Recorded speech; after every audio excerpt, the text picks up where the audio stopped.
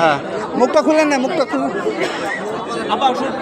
ওই তো দেন, মুখ খুলেন, মুখ খুলেন।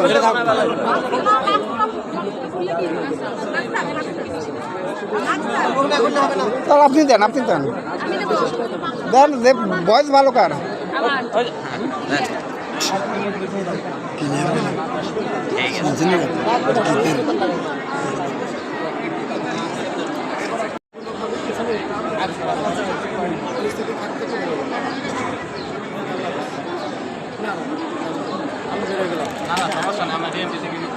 হ্যাঁ, শুরু করুন। আসসালামু আলাইকুম। আমরা আসছি বাংলাদেশ রেস্টু কল্যাণ পরিষদ থেকে।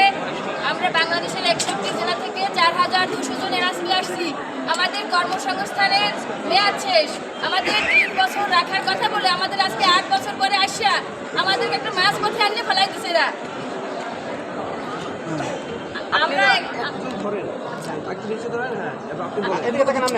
আমরা এখানে আজকে যে দাবি নিয়ে আসছি, প্রকল্পের যে কথা ছিল সেই কথা ছাড়া আজকে আমাদেরকে এখান থেকে বিতাড়িত করছে। আমরা খামারিদের যে আশ্বাস দিয়ে আমরা যে প্রজেক্টে আনছি, আমাদের পিজি গ্রুপ, আমাদের সব কিছু নিয়ে আজকে আমরা মাঝপথে বসে গেছি। খামারিকেও আমরা তেমন কিছু আমরা শেষের দিকে যা দেওয়ার কথা আমরা দিতে পারি নাই।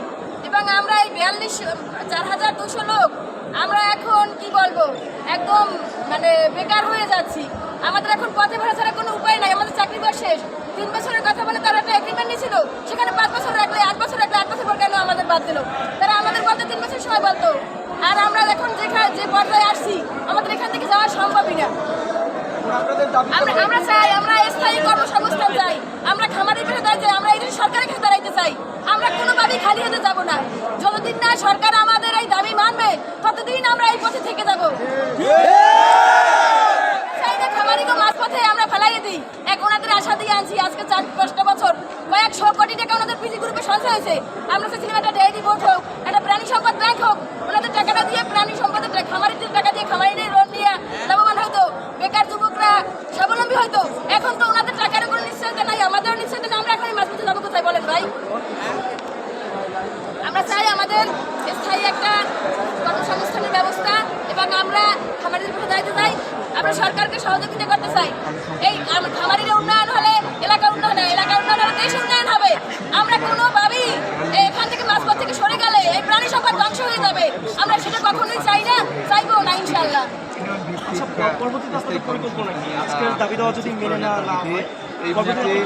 আমাদের দাবি দেওয়া না যতদিনে না মানবে আমরা রাজপথ ছাড়বো না।